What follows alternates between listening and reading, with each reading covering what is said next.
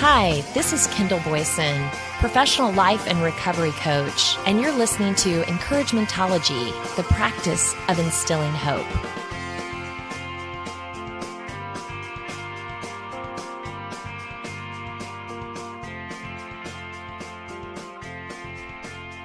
Hi there. Thanks for joining me. On this show, we are giving ourselves a break. Not what usually comes to mind when you hear the word judgment, but enough already. Why so harsh? Don't you deserve the benefit of the doubt? A second chance? Maybe a third or fourth? Freedom, for goodness sake. If you're tuning in because this show might have some political mudslinging or sensitive and controversial topics to weigh in on, then sorry to disappoint. Encouragementology covers positive alternatives to life's little challenges in a lighthearted and all-inclusive kind way. Stay with me. I promise to give you a new perspective or at least some encouragement to get you over the hump. Ready to put down the gavel and start living a judgment-free life? So when did you become your harshest critic? You might not even realize that you are just that. Harsh, or your own critic.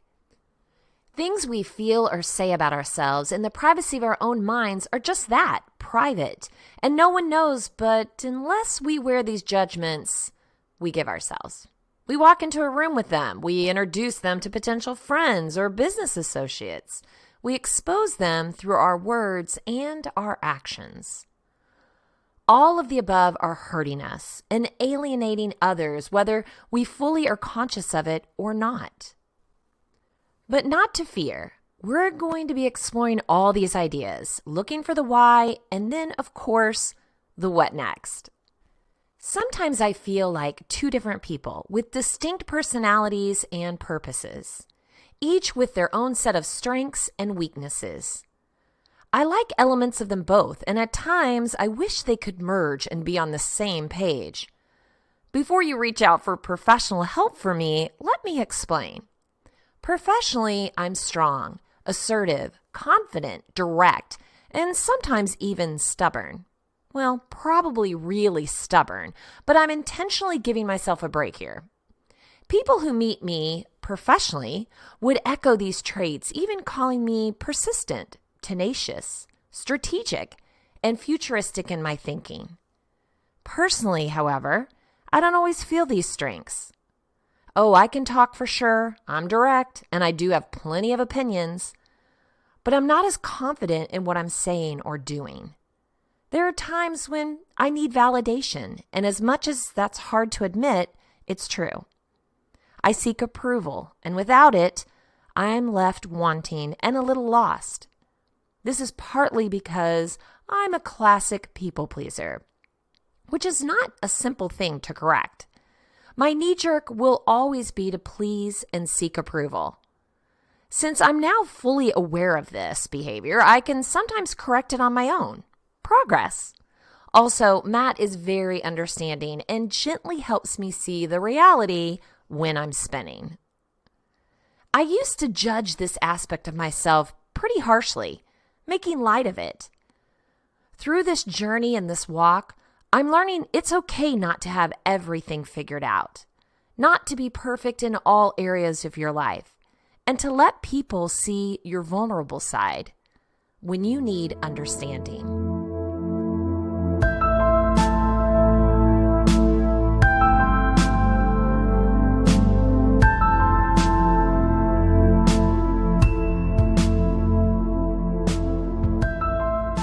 Hannah Brooks Olson kicks off our exploration with the spotlight effect. When you're your own worst critic, in an article she wrote for thecreativelive.com. Don't you just love this quote, even if it's hard to believe? You will become way less concerned with what other people think of you when you realize how seldom they do. That was from David Foster Wallace in 1996. 3 years later, a pair of psychologists would give the same sentiment a name, the spotlight effect. What Wallace and later researchers Thomas Gilovich and Kenneth Savitsky were explaining, something that creative professionals and really just about anyone struggles with all the time. The feeling that everyone is judging us at every turn and that everyone sees the flaws that we think are the most glaring. In an episode for Freakonomics Radio, University of Chicago professor Nicholas Ipley explains how being an expert on something can actually make you less attuned to the experience of that thing than others, and that includes yourself. If you can't understand what other people think and how you're being seen by other people, it's very hard to lead or manage them effectively. One thing that makes it hard to understand what others are thinking is that we tend to rely on our own mind, perhaps a little too much, when it's not necessarily perfectly appropriate to do so. In the episode, Epley gives the example of an experiment where a subject was asked to wear an embarrassing t-shirt. The subject was then told to enter a room, then quickly called back out. Researchers then asked the subject how many people would identify what the subject was wearing on the t-shirt. Unsurprisingly, the subject is almost always sure that everyone noticed, when in fact, almost no one noticed. This means that when we think that everyone is judging us, that everyone else is dialing into our smallest flaws and all of our biggest concerns about ourselves, the truth is that they're probably much more preoccupied with their own struggles and flaws. We just assume they are consumed with ours, because we are. But we're not the most reliable source on that subject. Often researchers and psychologists refer to the spotlight effect as a product of egocentrism, when in truth, it's really more about the fact that we all tend to default to the subjects that we know the most about. In the vast majority of cases, that's ourselves and our own experiences. And interestingly, the spotlight effect almost always plays more on our flaws than on our advantages. We tend to assume that people notice our poorest moments more than our greatest ones, and that our flaws are more defining traits. This is what makes us terrible critics of our own work, and what keeps us from pursuing challenges that might seem slightly out of range.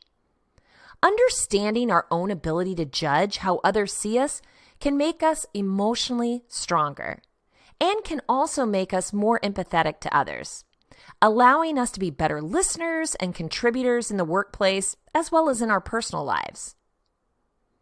In her book, I Thought It Was Just Me, but it isn't, Dr. Brené Brown describes a trait called shame resilience, which essentially means they're able to move past feelings of shame to succeed.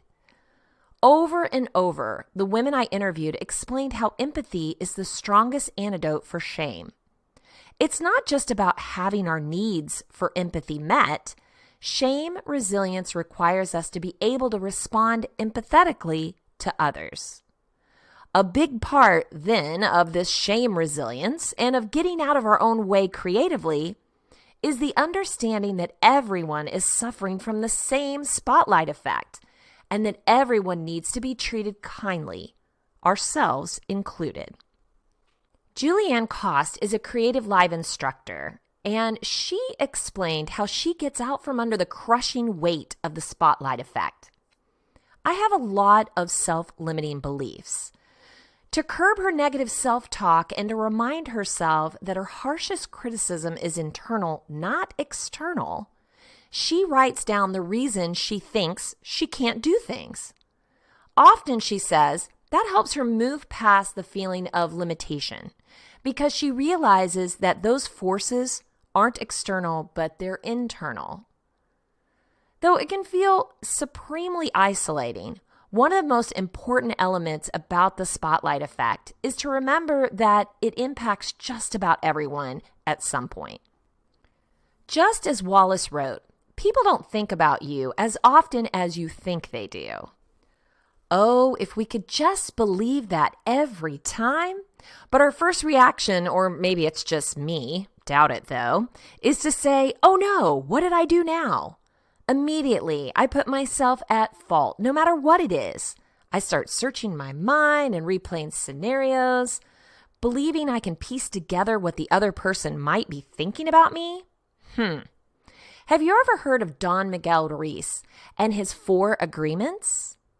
Let me tell you what they are. Number 1, be impeccable with your word. Number 2, don't take anything personally. Number 3, don't make assumptions. And number 4, always do your best. But the one I want to highlight here is don't take anything personally. Whatever happens around you, don't take it personally. Nothing other people do is because of you. Let me say that again. Nothing other people do is because of you. It's because of themselves. All people live in their own dream, in their own minds. They are in completely different worlds from one another. When we take something personally, we make the assumption that they know what is in our world, and we try to impose our world on their world. Even when a situation seems so personal, even if others insult you directly, it has nothing to do with you. What they say, what they do, and the opinions they give are according to the agreements they have in their own minds. Taking things personally makes you easy prey for these predators. They can hook you easily with one little opinion and feed you whatever poison they want.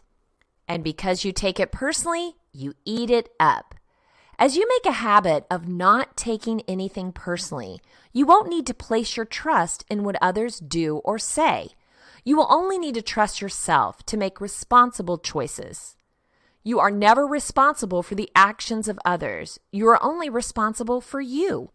When you truly understand this and refuse to take things personally, you can hardly be hurt by the careless comments and actions of others.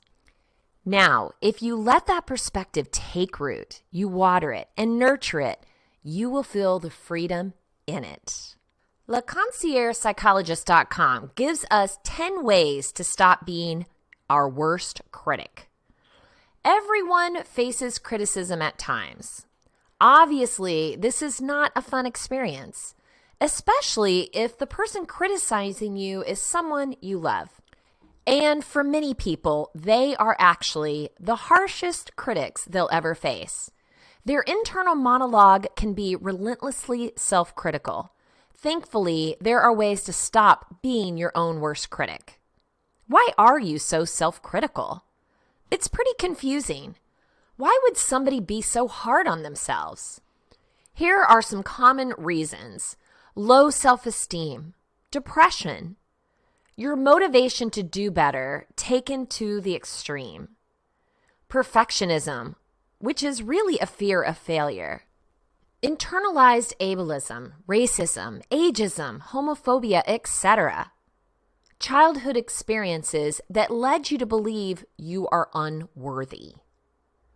Self-compassion versus self-criticism. Is there a difference? Think about when you see news about a good deed or a random act of kindness. How fast do you like or share such a post? You know that compassion is admirable. It's also a very human quality, yet so few of us aim compassion inward at ourselves. Self-compassion helps teach you that you are worthy and imperfect. Imperfections don't mean that you don't deserve kindness, love, or compassion. You're flawed, just like everyone else. Therefore, some missteps are inevitable and normal. You're worthy of acceptance and forgiveness. You deserve to be treated well by others and by yourself. So, here are 10 ways to stop being your worst critic. Number 1, be your own BFF. If your best friend is having a tough time, imagine how you would speak to them. You probably aren't mean towards them. Instead, you probably lend them a non-judgmental ear, right? Perhaps you give them encouragement. Breaking news. You can aim that same kindness and patience at yourself. Number 2, journaling. By putting pen to paper, you can begin looking at your experiences through a different lens, a more self-compassionate lens. Now remember, journaling doesn't have to be this grand act only reserved for professional writers and linguistics experts. It's just capturing moments and recreating memories for your own use. I used to feel guilty when I started a new journal. Missing a day, forgetting about it for a month at a time, then scrambling to fill in all the blanks. Oh, the pressure. Now I just write when I want, when I feel like it, what I want to write. It may be 3 sentences or a whole page, but it's still precious to me. Number 3, identify what we can and cannot control. So much is out of our control. We criticize ourselves for not having more control and doing better. Try to identify what you are and aren't responsible for. Show compassion for the mistakes you made in areas you could not control. Number 4, mindfulness. Focused on the past, we may feel guilt or shame. Thinking about the future can provoke anxiety. In the present moment lives a deeper acceptance of ourselves. Instead of passing judgment on our experiences and reactions, be curious and non-judgmental. It's a good place to mention, don't use the present moment as a denial for not dealing with your past. I need to stay in the present. I won't think about today. I'll wait till tomorrow. Oh wait, tomorrow I need to do the same. I guess I just won't deal with it at all. It also may not need months of attention either. Recognizing the event, owning your responsibility, uncovering the learning and takeaway, forgiving yourself and others, letting go, and moving on. Depending on the situation, that can all take place rather quickly when dealt with at all. Other instances might take longer.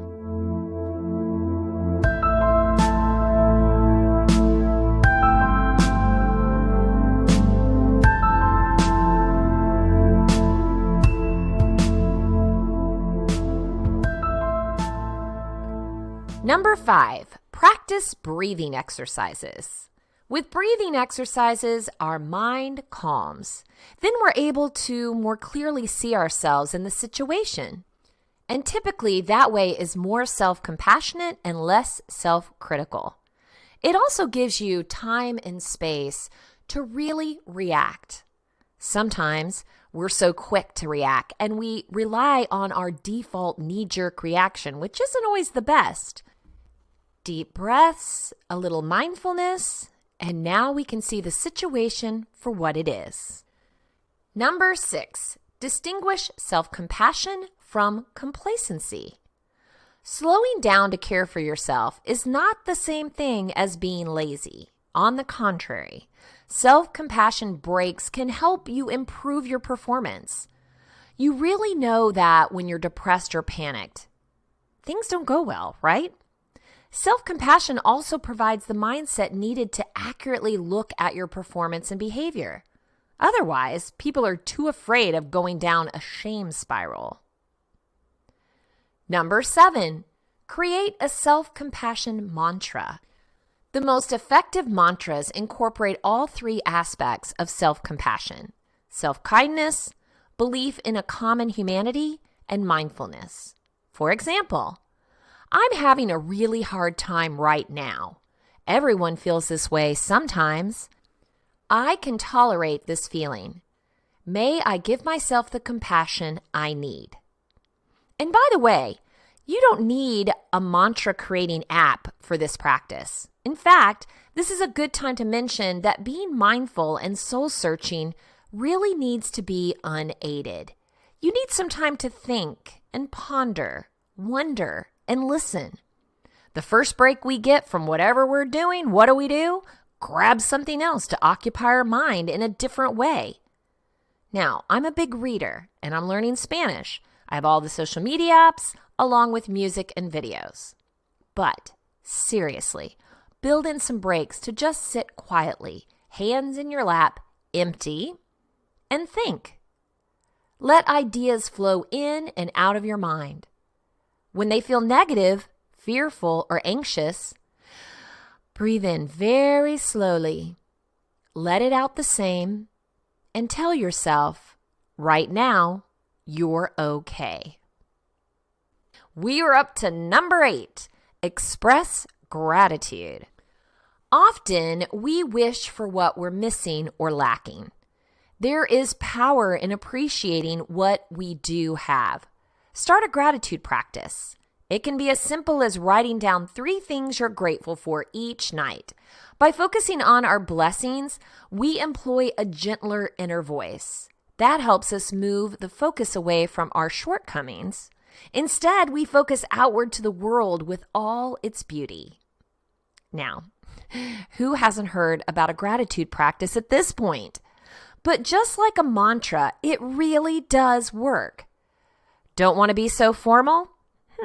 Try using this practice when you feel frustrated and judgmental. For instance, I was due for a haircut, but prior to, I was frustrated with my hair. It was so fluffy and thick and just wouldn't do what I needed it to do. I inwardly and outwardly expressed my frustration more than once. Then it hit me.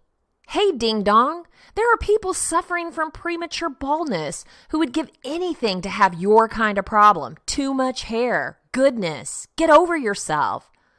Now, that isn't exactly a gentle example of gratitude, but that came next. I'm so thankful that I have so much hair to style in so many different ways. I'm thankful that I have to schedule a haircutting appointment at all because of having too much unruly hair. Number 9, challenge the negativity.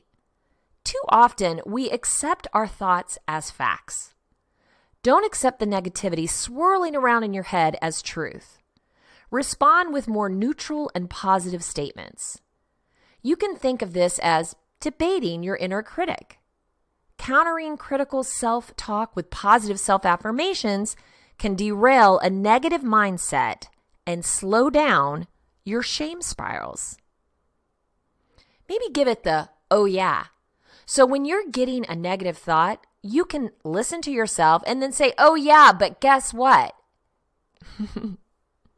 Number 10, schedule regular self-compassion breaks. Lastly, you can use all these tips on a regular basis. Incorporate self-compassion into your daily self-care routine. Regularly flex your self-compassion muscles. They'll strengthen and become almost second nature to you. I realize self-help and the journey of self-discovery can sometimes feel like a drudge riddled with rules and restrictions, if you want to see it that way. I mean, practice self-care, be mindful and self-aware, forgive yourself of the past, but live in the present. Don't overanalyze the future. Let go of the negative, only allow in the positive. Whew, if we just roll around in the pile of self-help, we are assured to be overwhelmed, frustrated, and ready to give up. Who needs to better themselves anyway? Stop and repeat. Right now, I'm okay. There's no rush to get life or your purpose in it figured out. Your journey needs to be about exploration and discovery, sharing, learning, and growing, researching where you question, and wrestling with what doesn't make sense. Your life isn't an almost completed puzzle missing just one piece. You might be working on the border or that crazy sky pattern where all the clouds look exactly the same. And other times, you're lost in the million blades of grass. So just relax and enjoy the process.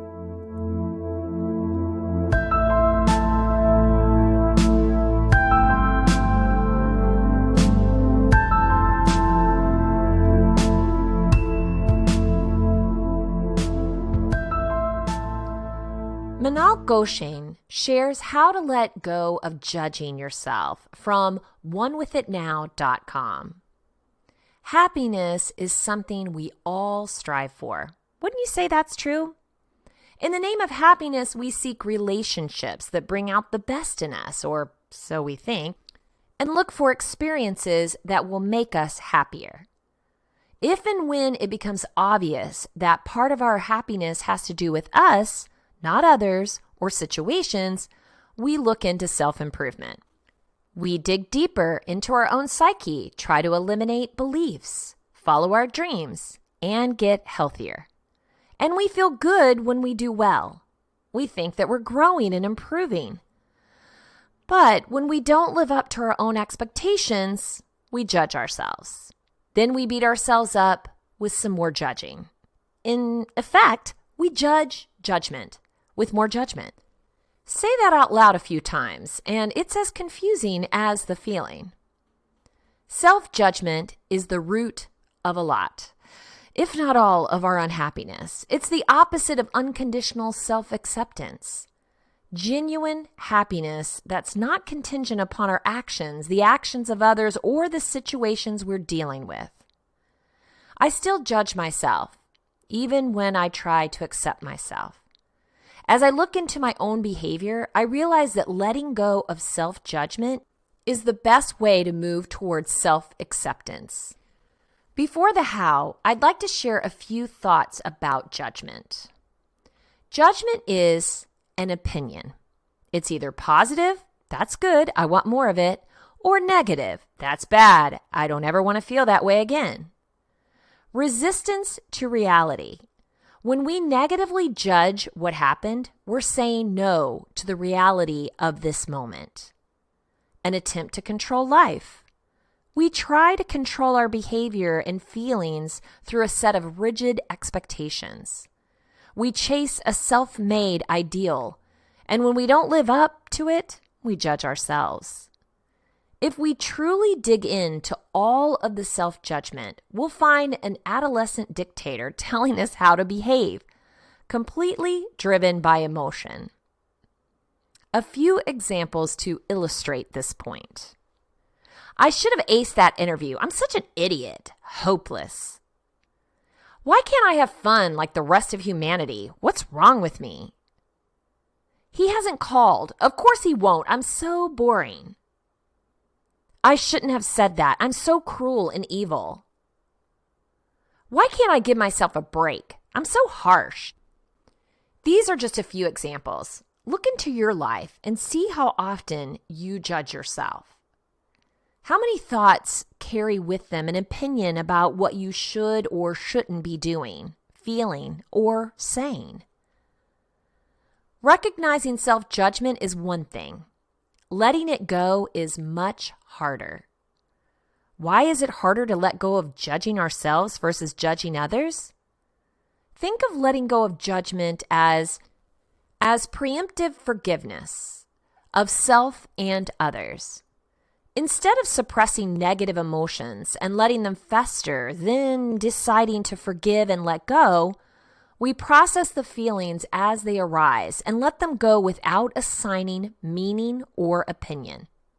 And like forgiveness, letting go seems easier when it relates to others rather than ourselves. Easier to look outside. When we judge others, we can see how it affects them, whether it's an emotional outburst, a change in mannerism and tone, or a defensive reaction. It's easier for us to become aware of what's outside of us. Also, it's easier for us to give others a break than ourselves. Deeply rooted and familiar. Self-judgment is an intimate act that takes place in the abyss of the subconscious. Not only we won't be able to see it, it's so deep that it forms part of our identity and story. We've been judging ourselves for so long that it feels like second nature, almost innate. This makes it way harder to strip the layers upon layers of judgment to uncover the only truth. We were born free of judgment. Letting go of self-judgment is very hard, but it's not impossible. If you agree with this, let's explore a little bit more of what you can do about it. This is by no means a definitive guide. It's just a 3-step process that, if you work it on a regular basis, can help you let go of judgment.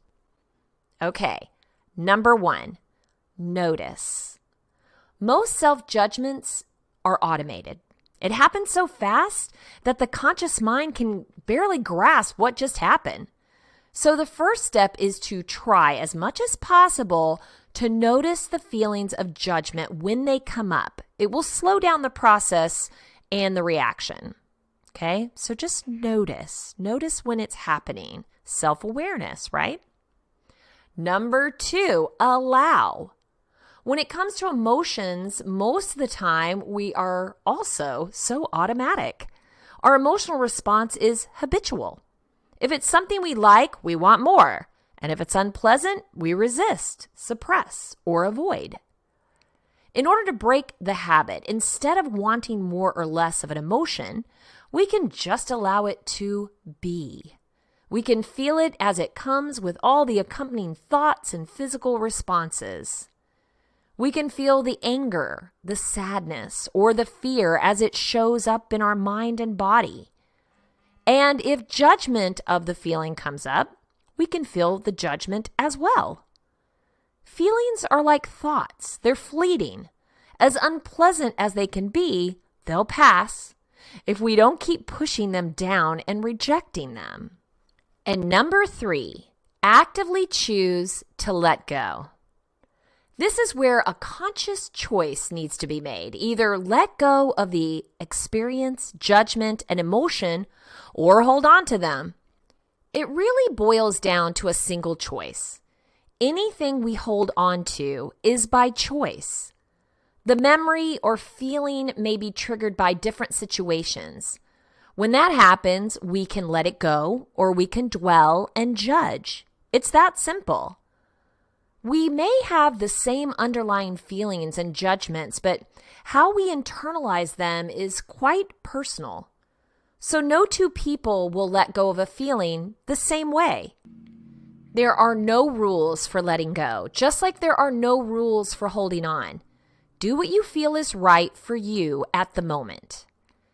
If it helps, you can visualize letting go. For example, imagine putting the judgment into a hot air balloon and letting it fly away until it disappears. Or place it in a boat and let it sail off towards the horizon. When you choose to let go, mental arguments and more feelings might come up again. Repeat the process. Notice, feel, let go. As many times as needed until you feel a calm stillness with hardly any emotion behind it. The best test is to think of the situation again a bit later and see if it brings up any feelings. If it does, let go some more. If it doesn't, you have cleared away some unhelpful feelings and judgments. Depending on how deep the automated feelings are, some things we can let go of in a few minutes. Others might require that we do the best we can at the time and choose to let go of wanting to completely dissolve the judgment. Be kind to yourself. And when the issue comes up again, we let go of it one more time, then another time, and when it comes up again, and so on. An example. Let's say I've been judging myself for years for all the things I want to do that I haven't done yet. The feelings can be triggered by anything that reminds me of what I should be doing. As I think about it, I start judging myself. Depending on my mood at the moment, the judgment can be mild, I'm lazy, to feelings of anger, emptiness, all the way down to loathing. When I recognize that I'm being judgmental, I start thinking about my inability to cope with emotions and argue with how I'm handling them. When the above cycle goes unchecked, I end up feeling tired and depressed. Nothing helpful comes of it. All I did was add one more layer of judgment and negativity. So instead of the same habitual pattern, When the thought that I haven't made progress comes up, I can stop right there and do the following. Notice the thought and the feelings that come up. Open up and hear the thoughts that are buzzing in my head and/or see the mental images. Feel how my body is reacting, a knot in my stomach, my body temperature rising, a wave of anger rushing through my head and upper body. I stay with it and direct my attention to where that feeling is showing in the body. Once the feelings subside, I say to myself, I choose to let go of what I didn't do. I allow myself to just be. Then I imagine all of my feelings and expectations clearing my body and flying out into outer space. I'll repeat the process as many times as I need until no feelings come up. Letting go of self-judgment is not dependent on what you do or don't do. The best action is not driven by judgment, guilt, or wanting to prove a point. It's good enough on its own and for its own sake. Judgment is not based on logic, but on emotion and conditioned reactivity that does not care one iota about rationality or perspective. To let go is to give yourself permission to feel and be okay with yourself as you are, without the complications of the intellect or the demands of action. When we gradually let go of self-judgment, we'll ease on our judgment of others. Over time, we will dissolve a lot of the emotional habits and beliefs that have weighed us down for so long, almost effortlessly. Letting go of judging ourselves is one of the hardest things to do, but it's truly a liberating and life-transforming act.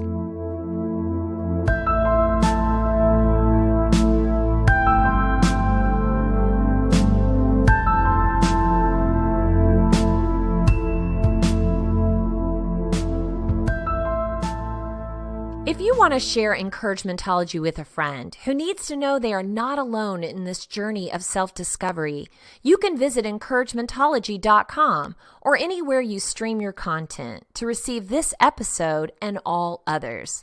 Follow us on Facebook for additional encouragement throughout the week. So I challenge you, put down the gavel and give yourself a break. Break the cycle of shame, guilt, and judgment. Spend precious time with yourself, thinking, wondering, and listening. Stifle the critic, say no to self-judgment, and allow your goodness to shine through. I know you can do it. Thank you for listening to Encouragementology with Kendall Boyson, where we find positive ways to handle some of life's challenges. I stumbled through until the path was clear.